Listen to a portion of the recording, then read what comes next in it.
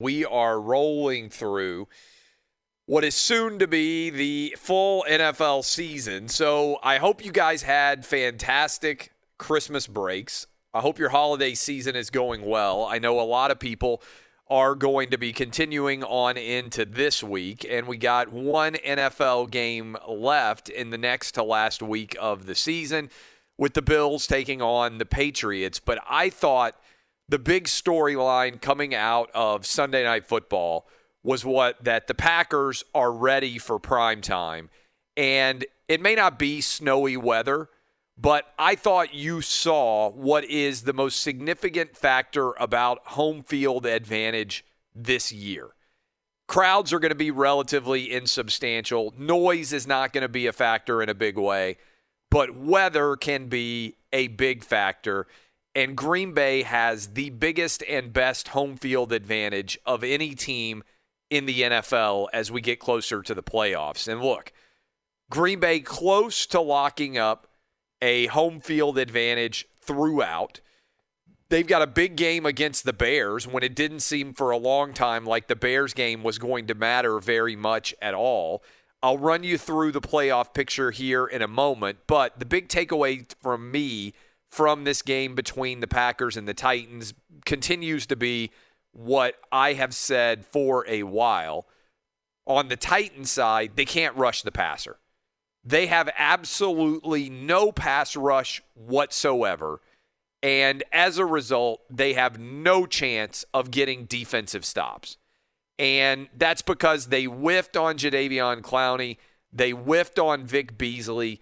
They gave both of those guys over $20 million guaranteed on one-year deals, with the idea being those are going to be our pass rushers. That's what's going to get pressure for us. Jadeveon Clowney's out for the year. Vic Beasley, they cut. Neither one of those guys has gotten a single sack. And as a result, the Titans have the worst pass rush in the NFL. And it's not coincidental that they also have the worst third down defense in the NFL because they can't get pressure on the quarterback when they're throwing the football. And as a result, I think the only way the Titans are going to win football games, if they are fortunate enough to make it to the postseason and they have to win now on Sunday in Houston, which is going to be tough after that J.J. Watt speech, which we'll play during the course of today's show if you haven't already heard it, that's going to put the onus on the Titans a lot. The Texans are going to be on notice. I think that's going to be a fourth quarter game, and it wouldn't stun me if the Texans pulled off the upset. And if they did, then the Titans would likely fall out of the playoff. But the only way the Titans are going to win is by scoring points offensively. They can't stop anybody. At this point in time, Mike Vrabel has to give up traditional play calling decisions, like punting from the 32-yard line like he did in the first quarter of this game. Dude, you've got to score 35 points to win. That's it. Your defense is going to give up 30. You have to just pencil that in.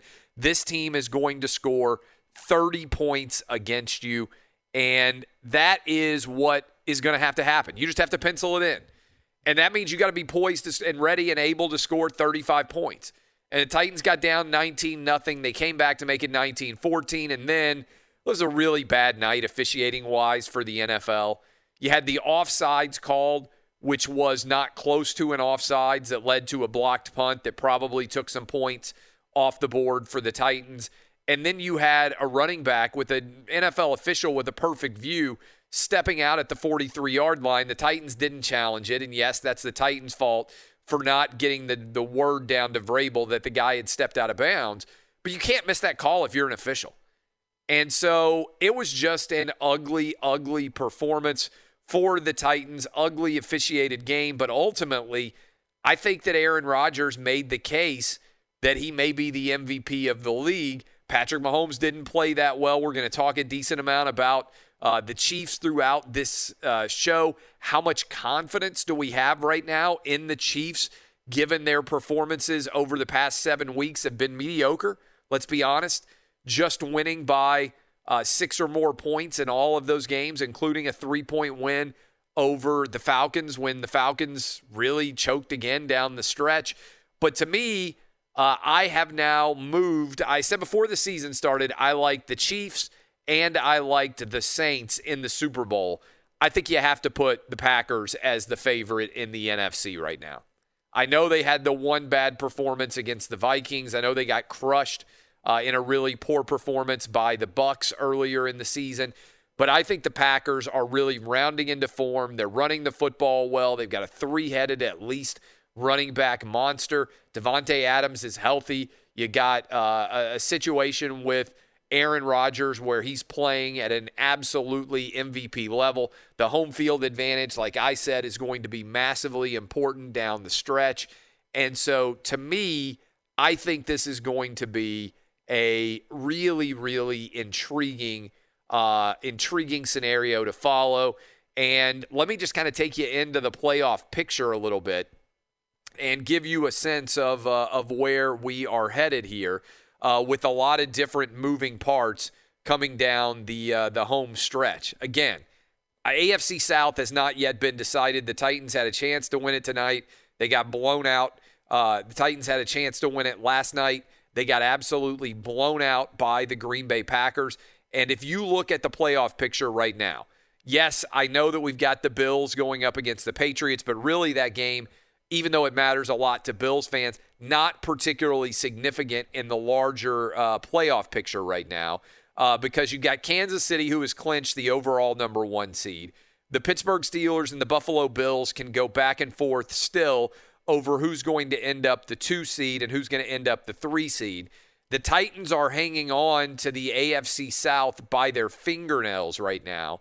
And I think we're trending towards potentially an 11-5 team in the AFC getting left out of the playoffs before all is said and done because, again, right now your division leaders, we know 3 division winners in the AFC, Kansas City, the Steelers, and the Bills. But look at the Titans hanging on there at 4, and they are one right now of 5 teams that are 10-5. That's unheard of. The Titans are 10-5, and right now they have the tie-break over the Colts. If the Titans beat the Texans, then they would go they'd host a home playoff game.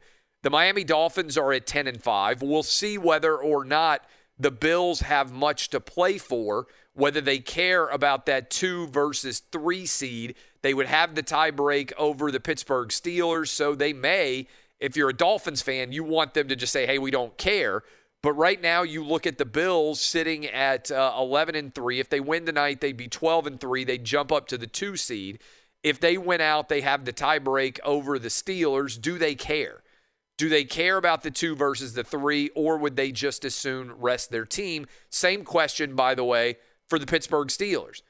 Because the Miami Dolphins sitting at 10-5, they're scheduled to play against the Bills. The Baltimore Ravens sitting at 10-5, they are in really good shape now because they get to go against the Bengals, even though the Bengals have started to play well. They've won 2 games in a row, to be fair. But I think if you're the Ravens, you feel pretty good about that game. The Browns, as we just said, are playing against the Pittsburgh Steelers. What do the Steelers want to do in that game? We don't know.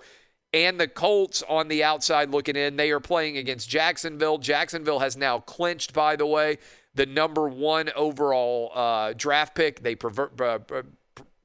would be a huge upset if they didn't take Trevor Lawrence. They appear to have locked in and won the Trevor Lawrence sweepstakes. So you got 5 teams with a 10-5 record, and one of those teams could go to 11-5 and not find themselves in the playoffs. There is a lot to discuss in the AFC. I'll talk a little bit more about the NFC picture when we go into the top of hour 2, and a little bit more about it as well in the next segment. But the Packers, what you need to know and take away from last night's game is they remain in first place in the NFC, trending towards having an ability to get the first round bye.